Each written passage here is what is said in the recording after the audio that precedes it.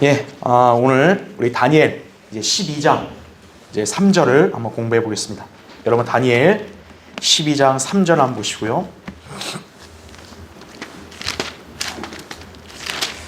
자, 오늘은 이제 다니엘의 주 말씀이 어떻게 보면 이제 대환란에 관한 어떤 예언들과 또 그 다음에 대환란 때 교리들을 주로 많이 다루었는데, 오늘 이 한 구절은 특별히 우리 신약의 그리스도인들이 전부 다 지침으로 삼고 그리고 도전받고 또 이 말씀을 본으로 삼아야 되는 중요한 구절이 오늘 나옵니다. 그래서 오늘은 이 구절은 여러분들이 어떻게 보면 교리적인 어떤 지식보다는 오늘 여러분이 이걸 통해 실제적인 어떤 진리를 좀 배웠으면 합니다. 자, 12장 우리 3절을 보십시오. 현명한 자들은 창공의 광명처럼 빛날 것이요, 많은 사람을 의로 돌이키는 자들은 별들처럼 영원 무궁토록 빛나리라, 이렇게 말씀하고 있습니다. 자, 지난 시간에 이제 대환란이 유대인들을 위한 고난의 때라 말씀드렸고, 이제 그 환란을 거치고 난 다음에 이제 믿음을 끝까지 지킨 성도들은 이제 영원한 생명에 얻는 부활을 하고, 그렇지 않고 구원을 상실한 사람은 이제 멸망한다 그랬죠. 자, 그러면 하나님께서 단순하게 인간들을 다 멸망하기를 원하시냐? 그렇지 않아요. 하나님은 악에 대해서 분노하신다 할지라도요, 악인이 돌이켜서 회개해서 돌이키고 의를 따르는 것을 원하세요. 우리 하나님은 그런 분이신 거예요. 하나님의 자비와 자애하심은요, 헤아릴 수가 없어요. 그 사람이 과거에 어떤 사악한 죄인이었다 할지라도요, 만약에 진실되이 회개하고 예수 그리스도를 믿고 구원받잖아요, 하나님은 그 사람을 바로 구원해 주시는 거예요. 과거는 이제 더 이상 안 붙는 거예요, 하나님. 그래서 하나님께서는 죄인이 회개해서 돌이키고 의롭게 되는 걸 원하시는 거예요. 자, 그러면 하나님께서 그분의 성도들에게 원하시는 게 뭘까요? 바로 그 일을 하라는 거예요. 죄 가운데서 멸망으로 가는 죄인들을 의로 돌이키라 이거예요. 돌이키게 하라는 거예요. 그것이 이 시대의 교회가 바로 수행해야 될 복음 전파 사역인 거예요. 그러니까 교회가 복음을 전하지 않는다면 그 교회는 존립할 이유가 없는 거예요. 그걸 우리가 꼭 기억해야 합니다. 자, 오늘 여기 보니까 현명한 자들이 빛난다 말하죠. 창공의 광명처럼, 그렇죠? 또 동시에 누가 나오냐면 많은 사람을 의로 돌이킨다라는 말이 나와요. 예. 자, 그래서 일단 교환을 보세요. 첫 번째, 이 본문의 문맥은 지금 당연히 대환란이겠죠.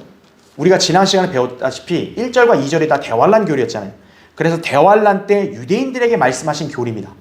그리고 실제로 대환란 때도 유대인들이 이제 복음을 전하잖아요. 환란 때도. 그렇죠? 그래서 죄 가운데 있는 사람을 돌이키게 하는 것을 하나님께서 원하시는 거예요. 자, 교리적으로 그렇게 볼 수 있지만 영적으로 이 시대의 그리스도인들에게 우리가 교훈으로 삼을 수 있는 귀한 말씀입니다. 왜냐하면 본문은 구령에 관해 설명하는 위대한 구절이기 때문이에요. 네. 많은 사람을 의로 돌이키게 하는 것, 이거는 마치 죄인을 예수 그리스도께로 인도하는 것과 같은 맥락인 거예요. 그래서 지금 오늘 이 본문의 이 구절이 우리 그리스도인들이 왜 구령이 중요한가, 이것을 다시 한번 우리가 상기하게 되는 계기가 될 수 있다는 거죠. 자, 이렇게 해서 여러분이 오늘 이 본문 이거와 딱 이거를 기억하신 다음에 여러분이 잠언 11장 30절을 기억하시면 되는 거예요. 자, 교환을 보세요. 괄호 1번에 제가 거기다 표시해놨어요. 성경에서 현명한 자들은, 자, 방금 우리가 다니엘 12장 볼 때 현명한 자들이 빛난다 했잖아요. 자, 그럼 성경에서 현명한 자들이 누구냐라고 이렇게 말씀했을 때 거기 보세요. 잠언 11장 30절에 구령자들을 현명한 자들이라고 그런 거예요. 의로운 자의 열매는 생명의 나무니, 이거죠. 혼들을 이겨오는 자는 뭐라 그래요? 현명하니라, 이거죠. 대학원 나온 박사가 현명한 사람이 아니에요. 대통령이나 무슨 국회의원 현명한 사람 아니에요. 복음을 전해서 죄인을 그리스도께로 이겨오는 구령자가 현명한 사람인 거예요. 예. 그러니까 우리 그리스도인들은 구령자들이 돼서 현명한 사람으로 인정받아야 되는 것이 자, 여기서 여러분 이제 한번 좀 짚고 넘어가야 될 게, 자, 이 다니엘 12장 3절에 보면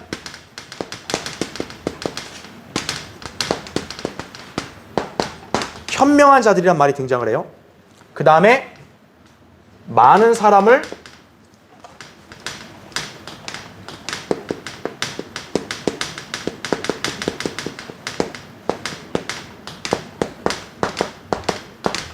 의로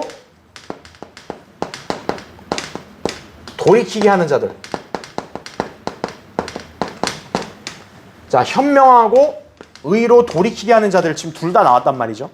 이게 바로 누구냐면 우리가 얘기하는, 쉽게 말하면 이제 이들이 바로 구령자들인 거예요. 그래서 구령이란 말이 잠언 11장 30절에 정의가 정확히 나오는 거예요. 구령이라는 것은 혼들을 이겨온다라는 말이에요.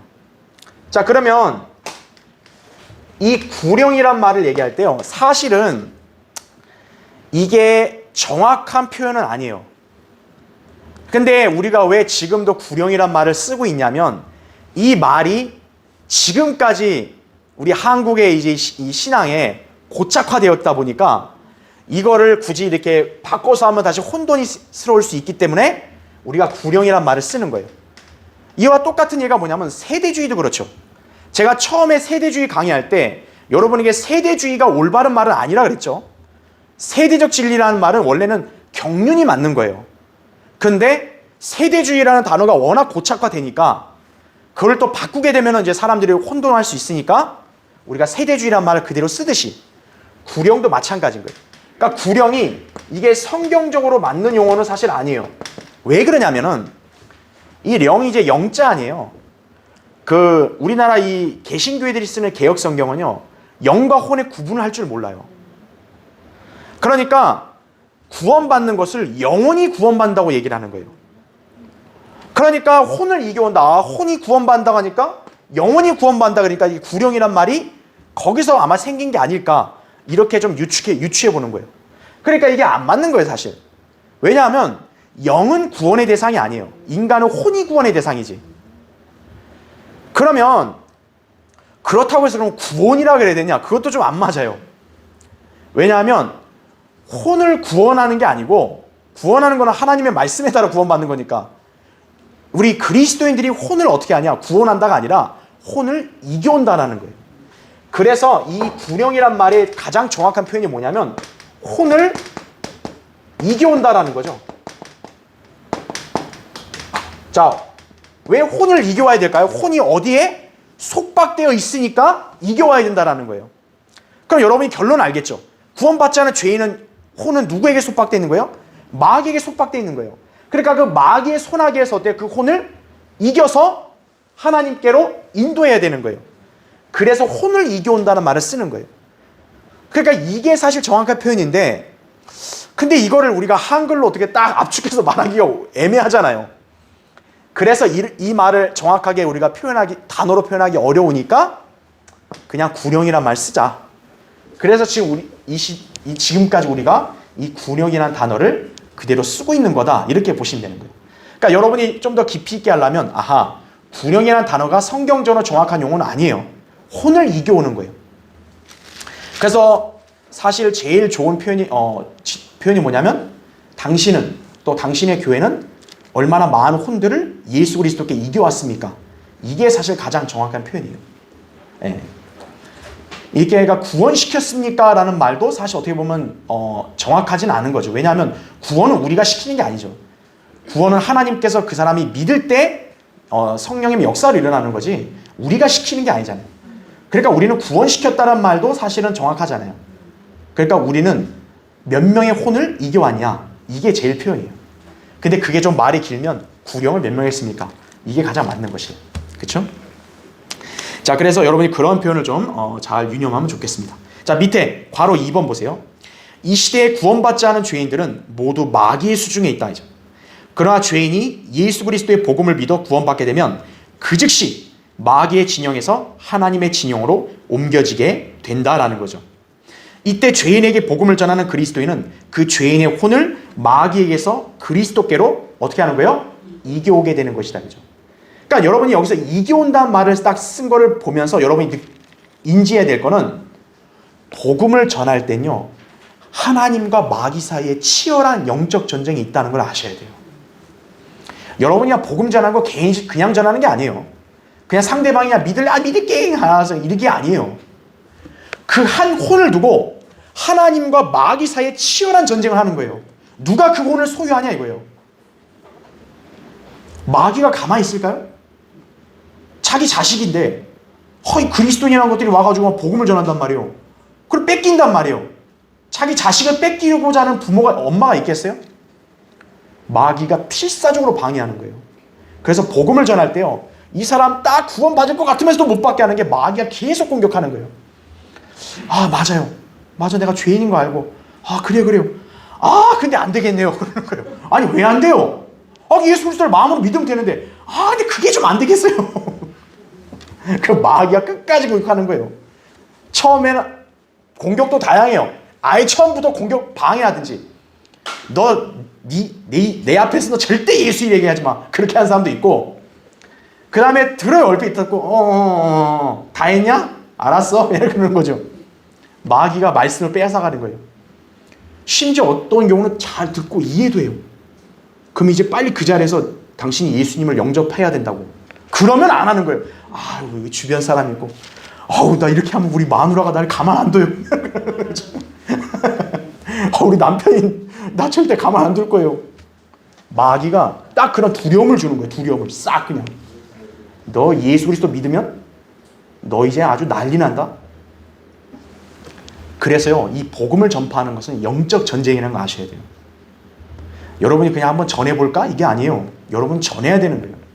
왜냐하면 우리의 적의 포로로 잡혀있잖아요. 그 포로로 잡혀있는 사람은 구출해 와야죠. 혼을 이겨오는 것이라고. 그러니까 하나님은 그런 구령자를 여기 오늘 다니엘 나왔듯이 창공의 광명처럼 빛나게 한다는 거예요. 그리고 별들처럼 영원 무궁토록 빛나게 한다는 거죠. 그렇죠? 자, 죄인은 불의와 죄 가운데 있단 말이에요. 누구나 지금. 그렇죠? 근데 이 시대에 하나님의 의가 누구예요? 예수 그리스도 아니에요. 그러니까 예수 그리스도를 믿게 하면 그 사람은 하나님의 의를 소유한 거예요. 그래서 그 사람을 죄에서 의로 돌이키게 하는 거예요. 복음을 전해서 구령하게 되면. 그래서 괄호 3번 보세요. 이 때문에 우리가 한 죄인에게 복음을 전하여 그 사람이 믿게 되면 우리는 그 사람을 구령한 것이 된다라는 것이에요. 이걸 잘 알아야 될 게, 이 보통 교회들은요, 이 구령 이걸 있잖아요. 요걸 갖다가 이제 전도라고 이렇게 생각을 해요. 착각을 해요. 그러니까 왜 착각을 하냐면은, 이제 이 전도라는 단어가 없는 건 아니에요. 근데 이 전도라는 말의 원래 뜻이 뭐냐면 설교라는 뜻이에요. 우리 성경에 전도서 있잖아요. 전도서라는 책의 뜻이 뭐냐면 솔로몬이 인생에 관해서 설교를 한 거예요. 그러니까 전도는 설교지 교회로 딱 끌고 오는 게 아니라고요. 그러니까 이 전도를 갖다 오늘날 교회들은 이걸 다 뭐로 인식을 해요? 포교로 인식하는 거예요. 그러니까 이런 개념으로 이 소중한 복음 전파 구령을 마귀가 흐려버린 거예요. 그러니까 우리가 복음을 전하면 사람들을 다 뭐로 인식하는 거예요? 구원받으라가 아니라 아이고 지교회 나오라는가 보구만 이게. 그러는 거예요. 야, 내가 돈도 없는데 네 교회 왜 가냐? 이렇게 되는 거예요. 이게. 이거랑 이거를 딱 아예 혼동시켜버린 거예요, 마귀가. 그러니까 전도랑 구령은 다른 거예요. 그러니까 우리가 기억해야 될 게, 우리가 이렇게 막 계속 몇 명씩 구령하고 하잖아요. 그거는 그 사람들을 우리 교회 회원으로 등록시켰다 이게 아니에요. 그 사람의 혼을 이겨왔다는 거야. 하나님께로, 그리스도께로 이겨왔다는 뜻이에요. 그 뒤에 그 사람이 지역교회에서 믿음 생활 할지 안 할지는 이제 하나님께서 그 구원받은 사람의 생을 주관하시는 거예요. 예. 그러니까 이게 분리가 돼야 되는데 사람들은 이게 분리가 안 되는 거예요. 교회들은. 그러니까 어떻게든 사람들을 살살살살 해가지고 그냥 교회 나오자. 내 친구야, 내 친구. 이게 이름 딱 등록시키자. 당신은 하나님의 자녀가 됐습니다. 이게 일반 교회들이 바로 이런 식으로 하는 거예요. 그러니까 이 사람들은 구원 받았습니까? 물어보면 그랬겠죠? 그럴 거예요? 이러는 거예요. 예수 그리스도를 자신의 구주로 믿으면 구원받는 거예요, 이게. 그러니까 그것이 전혀 모르는 거죠. 그러니까 그리스도인들이 해야 할 일은 뭐냐면, 당연히 이제 우리 올바른 지역교회니까 하나님 말씀을 배우게 하려면 지역교회를 인도하는 건 당연히 좋은 거예요. 그게 나쁘다는 게 아니에요. 그런데 복음을 전하는 것을 갖다 그걸로 결부시키면 안 된다는 거죠. 예. 그러니까 제가 얘기하는 거는 바른 교회로 사람을 인도하는 건 당연히 좋은 거예요. 그게 하지 말라, 그거 절대 아닙니다. 그러니까 여러분들이 이게 하나님 말씀대로 바르게 가르치는 교회란 말이에요. 그 사람이 지역교회 믿음 생활하고 싶다. 그럼 교회로 인도해야 돼요. 당연한 거예요, 그거는. 그런데 그게 복음 전파 구령과 똑같은 건 아니라는 걸 알아야 된다 이거죠. 구령하는 것은 이제 별개의 문제인 것이에요. 그렇죠? 네. 자, 사도 바울이 주님께서 오실 때 구령하는 그리스도인들에게 자랑의 면류관을 받게 될 것을 서술했어요. 그 교환해 보시면 데살로니가전서 2장 19절 거기 나오죠. 우리의 소망이나 기쁨이나 자랑의 면류관이 무엇이냐? 그가 오실 때 우리 주 예수 그리스도 앞에 있을 뭐라 그래요? 너희가 아니겠느냐 그죠? 자, 성경에서 면류관을 얘기할 때 기쁨, 자랑의 면류관을 얘기할 때 그 자랑의 면류관을 받는 자격이 누구냐 했더니 바울의 입장에서는 너네다 이거죠. 왜 그런 말 했겠어요? 바울이 그들을 혼을 복음으로 이겨왔기 때문에 그런 거예요. 다시 말하면 자랑의 면류관은 구령자들에게 주어지는 영광스러운 상인 거예요. 그러니까 여러분들이 구령을 많이 하게 되면 어떻게 되면 면류관, 그 면류관, 자랑의 면류관 받을 때 면류관도 보석이 많을 것이에요. 왜냐하면 말라키 3장 16절에 따르면 사람을 보석으로 칭하거든요. 네. 우리가 그리스도의 심판석에 상 받을 때 금은 보석이라 했잖아요. 그 보석이 뭐냐면 바로 얼마나 많은 혼들을 예수 그리스도께 이겨왔냐예요. 네. 그러니까 여러분들이 그 좀 더 휘황찬란한 그런 영광스러운 보석의 상을 받고 싶다면 복음을 전해서 구령해야 되는 것이에요. 네. 그러니까 바울에게 있어서는 너희들이 바로 나의 기쁨과 자랑이다 이거죠. 왜일까요? 여러분 하늘나라 가보세요. 하늘나라 가면 구원받은 사람들 잔뜩 모여있는데 모르는 사람들 많을 텐데 그런데 구령자는 어때요? 다 자기가 아는 사람들, 다 자기가 구령한 사람들이 거 아니에요. 하늘나라에서 그 사람들이 여러분 보면 어떻게 하겠어요? 자기도 놀랄 거 아니에요. 난 거리에서 아무것도 뭣도 모르고 그냥 히 다니다가 아니 누가 뭐 좀 이상하게 생긴 아저씨가 막 복음 전했는데 내가 믿었더니 내가 갑자기 일로 왔네 이거예요. 그때 그러겠죠. 내가 당신에게 말하지 않았냐고. 당신 예수 그리스도 믿었기 때문에 당신이 여기 온 거라고. 그 사람이 얼마나 막 감사하다 하겠어요. 그게 자랑이라는 거예요, 그리스도인이요. 예.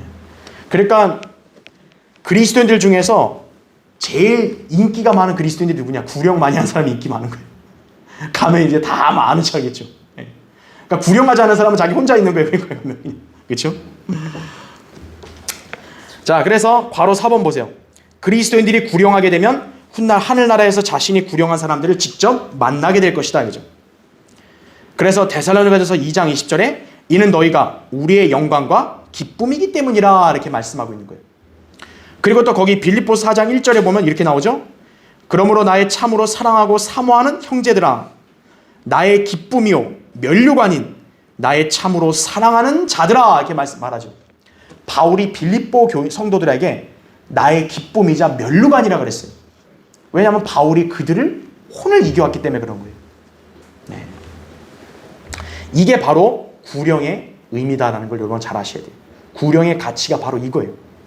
여러분 예수님이 왜 십자가에 못 박혀 죽으셨겠어요? 사람의 혼을 구원하려고 죽으신 거예요. 인간의 혼이 그만큼 귀한 거예요. 나는 한 혼밖에 구령 못했는데요. 한 명의 혼이 세상보다 더 귀하다는 게 예수님 말씀이에요. 혼을 이겨오는 것이 얼마나 소중한 사역인지를 우리가 기억해야 되는 거예요. 자, 그래서 이 구령의 가치를 본 거예요. 두 번째 보세요. 거기 교환에. 자, 그래서 이 현명한 자들, 많은 사람을 의로 돌이킨 자들은 뭐라고 얘기합니까? 창공의 광명처럼 빛날 것이요 그랬죠. 또 뭐라 그럽니까? 별들처럼 영원 무궁토록 빛나리라 이렇게 말합니다. 자, 여기 표현을 보니까 뭔가 좀 의미심장하죠? 자, 이걸 우리가 그리스도인들에게 실제적으로 교훈이 되려면 여러분 거기 고린도전서 한번 보십시오. 고린도전서 15장 보세요.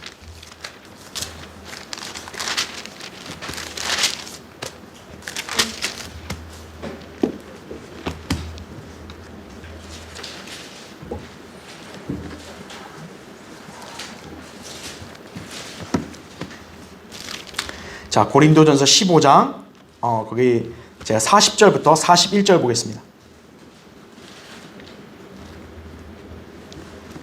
자, 고린도서 15장 40절부터 41절.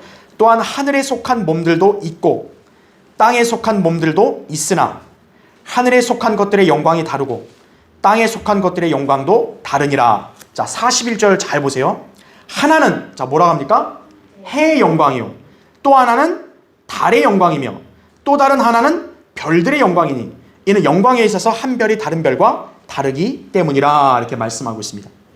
자, 지금 이 고린도전서 15장의 문맥이 뭐냐면 사도 바울이 우리 구원받은 성도들의 부활할 몸에 관해서 설명하고 있는 거예요. 그러니까 땅에 속한 우리 육신의 몸과 하늘에 속한 영의 몸들이 다르다는 걸 지금 설명하고 있는 그런 문맥이거든요. 그때 이 성도들의 부활한 몸과 연관해서 어떤 비유를 쓰고 있는 거예요? 천체에 있는 별들을 비유를 쓰고 있어요. 그렇죠.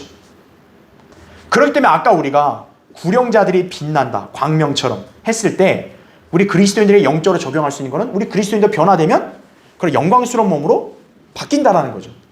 그러면 천체와 같이 빛나게 된다라는 거죠. 자, 거기 밑에 보세요. 괄호 1번.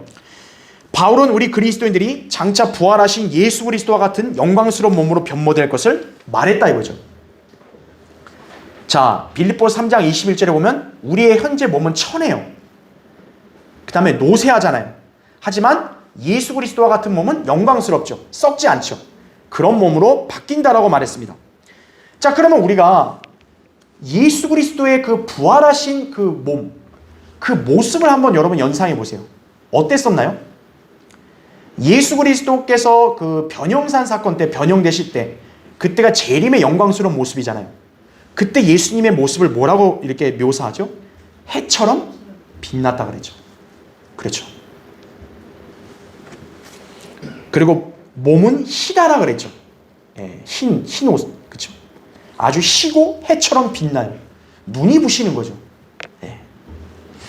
그래서 해하면 우리가 예수 그리스도를 연상할 수 있는 거죠. 그렇죠. 그 다음에 괄호 2번 보세요. 또한 교회는 뭘로 비유되기도 합니까? 달에 비유되기도 하죠.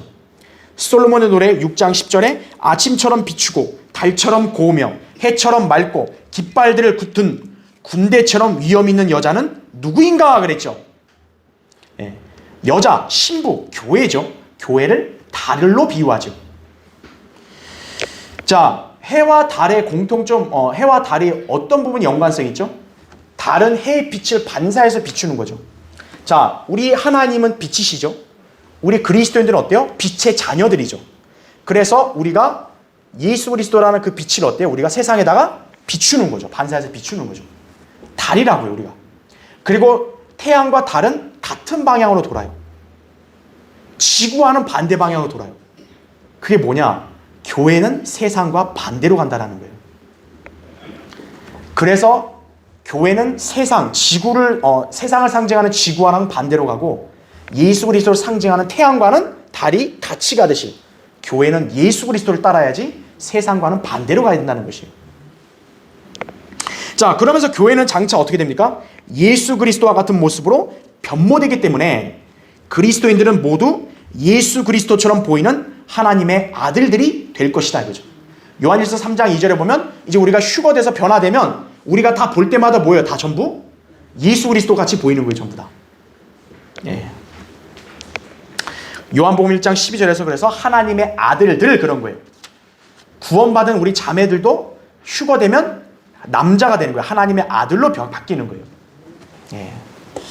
자, 그래서 그렇기 때문에 여기서 이 천체를 우리에게 비유하면 그게 괜히 그런 게 아니라 다 연관성이 있다라는 거죠. 우리 그리스도인들, 바로 예수 그리스도가 해잖아요. 해는 별의 또 한 종류로도 불리기도 해요. 그러니까 천체의 광명, 별들 이렇게 우리가 비유되는 것도 이상할 게 없다는 거죠. 왜냐하면 우리는 그분과 한 몸이니까. 그렇죠? 자, 그 다음 페이지 보세요. 괄호 3번. 별들은, 자, 성경에서 누구를 말한다 그랬죠? 천사들을 말한다 그랬죠. 예수 그리스도께서는 부활 때에는 그들은 장가도 시집도 가지 아니하고 뭐라고 합니까? 하늘에 있는 하나님의 천사들과 같으니라 이렇게 말씀하신 바 있어요. 마태복음 22장 30절이에요. 부활하면 우린 대체 어떻게 됩니까? 이거예요. 부활하면 우린 다 천사들로 같이 변모되는 거예요. 그 천사들은 성경에서 다 남성이에요. 그러니까 하늘나라에서는 장가나 시집가는 게 없는 거예요. 네.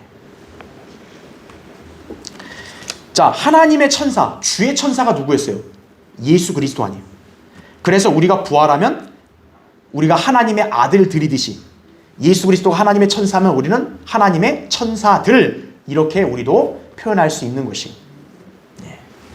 여러분이 지금 여러분 자신을 볼 때 현재는 보잘것없는 인간으로 보인다 할지라도 여러분이 부활하고 또 변화돼서 올라가면 뭐예요? 여러분 천사들 같이 되는 거예요. 천사들이 되는 거예요. 네. 그래서 여기 나왔듯이 별들처럼 영원 무궁토록 빛난다 그랬잖아요. 바로 이게 뭐예요? 스타예요, 스타.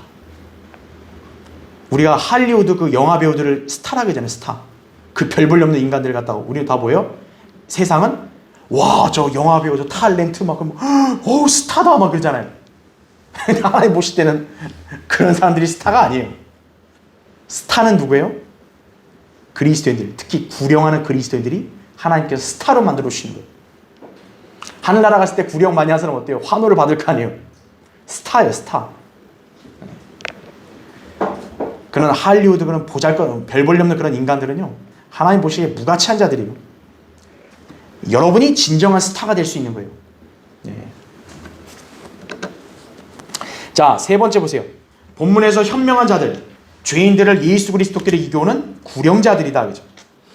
여러분, 그럼 생각해 보세요. 왜 복음을 전해서 구령하는 사람들이 왜 현명하다 그랬을까, 성경에서? 왜냐하면 구령자들은요, 이생의 것들을 위해서 지금 시간을 낸 게 아니라 뭐예요? 다가올 영혼의 것들을 위해서 시간을 냈기 때문이에요. 그렇죠. 예. 그래서 영혼에다가 투자를 하고 그날을 대비하고 바라보는 그런 사람들이다라는 거죠. 예. 그러니까 한마디로 우리는 어디에다 인생을 투자하는 거예요? 이생이 아니라 영혼에다 투자하는 거예요. 예. 우리가 바라보는 것은 보이는 것들이 아니요 보이지 않는 것들이라죠. 이는 보이는 것들은 잠깐뿐이지만 보이지 않는 것들은 뭐라 그래요? 영원하기 때문이라 이렇게 말씀하죠. 예. 우리가 눈에 보이는 것들은 잠깐 있다 사라지는 거예요. 그렇죠. 여러분이 현재 가지고 있고 소유하고 있는 것들이요, 여러분 영원히 갈까요? 시간이 지나면 어떻게 돼요? 다 사라져버릴 것들이에요, 전부 다.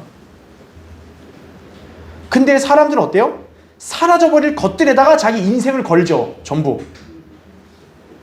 돈에 걸고 명예에 걸고 대통령이나 국회의원이나 이런 사람들은 어때요? 그 썩어 없어질 권력, 그 권력을 얻으려고 온갖 인격을 버리고, 그죠? 썩을 것들에다 투자를 하는 거예요. 하지만 구령자들은 뭐예요? 영혼에다 투자하는 거예요. 여러분이 복음을 전해서 누군가 혼을 구령했다 해서 일확천금이 쏟아지는 게 아니에요. 여러분의 인생이 갑자기 구령 많이 했다고 풀리는 게 아니에요. 구령은 언제를 위한 투자한 거예요? 다가올 영혼을 위한 투자한 거예요. 여러분이 이 땅에서 예수 그리스도를 전했다가 무한을 당했어요. 그럼 그거에 대한 보상은 바로 언제 받는 거예요? 다가올 영혼 때 받는 거예요. 그거를 생각하니까 참는 거죠. 저축하는 사람들, 당장 자기 돈을 묶어놓는 거 아니에요. 그쵸? 돈 쓸 때 많은데 묶어놨잖아요. 왜 묶어놓는 고통을 감수하죠? 나중에 더 많은 돈을 받을 거라는 기대 때문에 그러는 거 아니에요. 아니 세상 저축도 그런데, 아니 하나님을 위해서 영원한 것들을 투자하는 거에 대해서 그거는 비교할 수 있겠어요? 비교할 수 없는 거죠. 그래서 구령자들이 현명하다는 거예요. 그래서 주식 잘 투자한 사람이 현명한 사람 아니에요. 구령자들이 현명한 거예요. 그래서 자, 거기 고린도후서 4장 18절 거기 나오죠. 우리가 바라보는 것은 보이는 것들이 아니요. 뭐라 합니까? 보이지 않는 것들이라 하죠. 이는 보이는 것들은 잠깐뿐이지만 이거죠. 보이지 않는 것들은 어때요? 영원하기 때문이라 하죠. 여러분 이 말씀을 그대로 믿으세요? 네. 보이는 것들은 잠깐뿐이에요. 보이지 않는 것들이 영원한 거예요. 여러분이 오늘 이 시간을 끝나고 집에 각자 돌아가셨을 때 한번 생각해 보세요. 나는 저 하늘에 보이지 않는 것들에 얼마나 투자했나 이거예요. 네. 자, 복음을 전해서 구령하는 사람들이 바로 현명한 자들이다 그죠. 현명. 그러니까 현명하죠. 왜요? 장차 자기가 영원에서 빛날 그런 위치에 올라가기 위해서 지금 이 땅에서 투자하는 거니까 자기 시간을, 힘을. 그렇죠? 자, 마지막 네 번째 보세요. 존 R. 라이스라고 미국에서 이렇게 저명한 그런 복음 전도자가 있었어요. 이 사람이 이제 주의 칼이라는 그 편집장인데, 이 사람이 이제 미국에는 이런 좀 구령을 열심히 하고 복음 잘 전하는 그리스도인들이 많아요. 미국은 예전에. 예. 그래서 이 사람이 구령하려고 하지 않는 그리스도인의 7대 불순종의 죄에 관해서 설교한 적이 있어요. 그 설교는요, 구령에 관해서 경종을 울리는 아주 훌륭한 설교였어요. 자, 그래서 오늘 이 말씀이 우리가 교리적으로는 환란 때였다 할지라도 현재 교회 시대는 구령에 적용할 수 있잖아요. 이 존 R. 라이스가 성경적으로 이 구령에 대한 중요성, 왜 구령하지 않으면 안 되는지를 설교한 내용이 불순종하기 때문이다 이거죠. 자, 구령을 왜 안 하면 불순종하느냐? 다음과 같아요. 괄호 1번 보세요. 자, 7가지 오늘 내용을 살펴볼 텐데, 첫 번째, 구령하지 않는 그리스도인은 주요 계명에 대한 불순종의 죄를 짓는 것이다 이거죠. 자, 주님이 이제 승천하시기 전에요, 그 남아있는 사람들에게 주신 마지막 사명이 뭡니까? 너희는 가서 모든 사람들을 가르치라 그랬잖아요. 복음을 전하라 했잖아요. 특히 사도행전 1장 8절, 사도행전은 1장 9절에 예수님이 승천하시잖아요.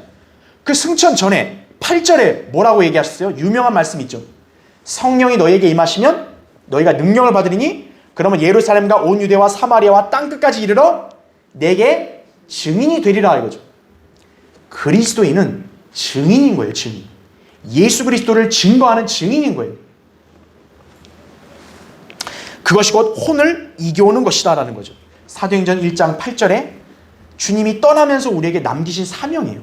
근데 우리가 구령을 하지 않으면 어떻게 되는 거예요? 이 사명을 어기게 되는 거예요. 자, 그 다음에 바로 2번 둘째, 구령하지 않는 것은 곧 주 예수 그리스도에 대한 사랑의 결핍이다 이거죠. 예수 그리스도를 사랑하지 않는 사람은 구령하지 않는 거예요. 우리가 누군가를 그리스도께로 인도하려고 하는 것은 우리가 주님을 그만큼 사랑하기 때문이다. 우리에게 주님에 대한 사랑이 결핍되었으면 우리는 당연히 그분을 증거할 수도 없고 그 누구의 혼도 이겨오지 못한다라는 거예요. 예수 그리스도를 사랑한다 그러면 예수 그리스도에 대한 말을 많이 해야 되는 거예요. 선생님은 예수님을 아십니까? 누구요? 예수 그리스도를 아시냐고요? 믿지 않으면 지옥 갑니다. 그렇게 얘기를 해줘야 돼요. 왜냐? 우리는 믿음으로 지옥에 안 갔으니까요. 그렇죠? 위대한 사실 아니에요. 그 다음에 괄호 3번 셋째, 구령하지 않는 성도는 그리스도를 따르는 것이 아니다 그랬어요. 마태복음 4장 19절에 예수님께서 나를 따라오라, 내가 너희로 사람들을 낳는 어부가 되게 하리라 이렇게 말씀했어요. 자, 예수님이 제자들을 부르실 때요, 니네는 내가 사람을 낳는 어부가 되게 하겠다 그랬어요. 여러분 지금 우리는 마치 뭐와 똑같은 줄 아세요? 우리는 지금 물가에다가 딱 미끼를 던져놓은 우리 어부들과 똑같은 거예요. 여러분 다 낚시꾼들인 거예요. 낚시꾼이 어때야 돼요? 낚시를 해야죠. 그렇죠? 고기를 얹어야죠. 자, 우리가 주님을 따르는 목적, 사람들을 낚기 위해서요. 우리는 낚시줄로 자꾸 사람들을 낚아야 돼요. 예. 우리가 사람들을 낚지 않으면 그것은 주님을 따르지 않는다는 뜻이다라는 거예요. 그 다음에 괄호 4번 넷째, 구령하지 않으면 그리스도 안에 거하지 않는 것과 같다 이거죠. 물론 그리스도인으로서 우리는 그리스도 안에 있고 그리스도는 우리 안에 거하세요. 교리적으로 본다면 구원받은 성도 안에 그리스도의 영이 내주하잖아요. 우리도 그리스도의 몸의 일부가 됐잖아요. 교리적으로는 당연히 그렇게 됐지만 우리 그리스도인들이 주님과 교제 가운데서는 그분 안에 거하려면 우리가 주님을 증거해야 된다 이거죠. 주님과의 살아있는 교제, 우리로 하여금 사람들을 그리스도께로 이겨오게 할 것이라는 거예요. 요한복음 15장 5절에 보면 그가 내 안에 내가 그 안에 거하면 그 사람은 많은 열매를 맺느니라 말씀했죠. 열매는요 두 가지예요. 성령의 열매가 있고, 성령의 열매는 내 안에서 맺어지는 거 아니에요. 나 개인이. 그 다음에 구령의 열매. 구령의 열매는 외적으로 맺어지는 거죠. 복음을 전함으로써. 그렇죠? 그 다음에 바로 5번 다섯째, 구령하지 않는 것은 주님께서 우리에게 맡기신 거룩한 위임에 대한 직무 태만이다라는 거죠. 이 세상에서 가장 위대한 소식, 여러분 요새는요 온갖 뉴스들이 많잖아요. 여러분 가장 위대한 뉴스가 뭘까요? 예수 그리스도의 무덤에서 나온 소식이에요. 마태복음 28장 6절에 그분은 여기에 계시지 않고 말씀하셨던 대로 살아나셨느니라 이거예요. 가장 인류 역사의 위대한 소식은요 무덤에서 나온 거예요. 천사들이 그분은 여기 안 계신다 이거예요. 살아나셨다 이거죠. 그렇죠? 오늘 아까 우리가 부른 찬송가 영광을 주께, 그렇죠? 바로 주님이 살아나셨다라는 거죠. 네. 가장 위대한 소식이에요. 여러분 뉴스거리가 되는 것들은 어때요? 사람들마다 서로 막 얘기하잖아요. 야, 너 그 뉴스 봤어? 너 저 뉴스 봤어? 오늘 이렇더래. 가장 위대한 뉴스, 예수 그리스도의 부활을 알았다면 우린 부활의 증인이 돼야 되는 것이에요. 자, 그래서 어디에서도 세상 어디에 들어보지 못했던 위대한 복음을 전파하라는 사명을 주님께로부터 우리는 받았다라는 거죠. 그래서 예수 그리스도가 부활하셨다 이거죠. 당신의 죄를 위해 죽으셨다가 부활하셨습니다. 당신이 그분을 믿으면 당신의 죄가 용서되고 당신도 부활합니다 이거죠. 믿겠습니까? 이거예요. 믿겠습니다. 그럼 그 사람 부활하는 거예요. 예수 그리스도 지금 영접하십시오 그러면. 영접하면 부활하는 거예요. 아, 싫어요. 안 믿어요. 그러면 당신은 나중에 저주의 부활로 나옵니다. 이렇게 되는 거예요. 그 다음에 괄호 6번 보세요. 여섯째, 구령하지 않으면 영적 살인 행위를 범하게 된다는 거죠. 주님께서 에스겔에게 내가 악인에게 말하기를 너는 반드시 죽으리라 할 때 내가 그에게 경고도 주지 아니하고 그 악인에게 그의 악한 길에서 떠나라고 경고하여 그의 생명을 구하지도 말하지도 아니하면 바로 그 악인은 그의 죄악 가운데서 죽을 것이나 나는 내 손에서 그의 피를 요구하리라 이렇게 말씀하셨어요. 에스겔 3장 18절에. 그러니까 하나님께서는 반드시 죄인에게 값을 물으시는 거예요. 근데 우리가 그 죄인들에게 경고를 안 해주면 어떻게 돼요? 하나님께서는 간접 책임을 우리에게도 물으신다는 거예요. 자, 이게 구약의 말씀이지만 신약에서 사도 바울이 이 말씀을 똑같이 자기에게 적용을 했어요. 그 사도행전 거기 보세요. 밑에 20장 26절 27절에 이렇게 나옵니다. 그러므로 내가 오늘 너희에게 증거하노니 모든 사람의 피로부터 내가 깨끗하니 이는 내가 하나님의 모든 계획을 조금도 주저함이 없이 너희에게 전해 주었음이라 이렇게 말씀하고 있죠. 바울이 나는 이제 너희에 대한 책임이 없다라는 거죠. 즉 너희들이 어떤 피를 흘려도 나는 깨끗하다 이거예요. 왜냐? 나는 너희들에게 다 알려줬다라는 거죠. 하나님의 모든 계획을 난 다 알려줬기 때문에 너희들이 나를 걸고 넘어지지 못한다라는 거죠. 네. 자, 그리스도인도 복음을 전하지 않으면 죄인들을 영적으로 그냥 죽도록 방치하는 거예요. 네. 그러면 안 되는 거죠. 마지막 괄호 7번 일곱째, 구령하지 않는 자는 어리석은 자다 이거죠. 아까 우리 잠언 11장에서 읽었죠? 혼을 이겨오는 자가 현명하다 그랬죠. 그럼 혼을 안 이겨오면 어떻게 되는 거예요? 거꾸로 어리석은 자로 취급받는 것이에요. 성도가 어리석게 인생을 살아서야 되겠는가라는 것이에요.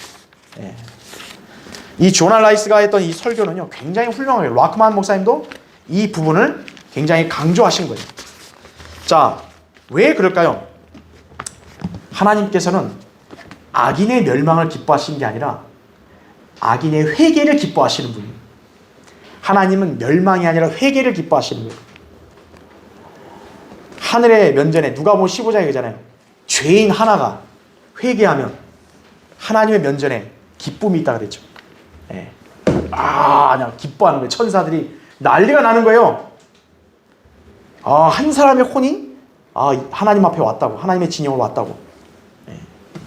그 귀한 사역을 여러분 또 우리 교회에게 하나님께서 영정지역에 맡겨주신 것이, 그래서 이 복음을 전한 일에 우리가 힘써야 한다는 것이, 그것이 하나님을 기쁘시게 한 뜻이라는 것을 여러분 잘 기억하시기 바랍니다. 자, 다음 시간에 계속 이어서 하겠습니다.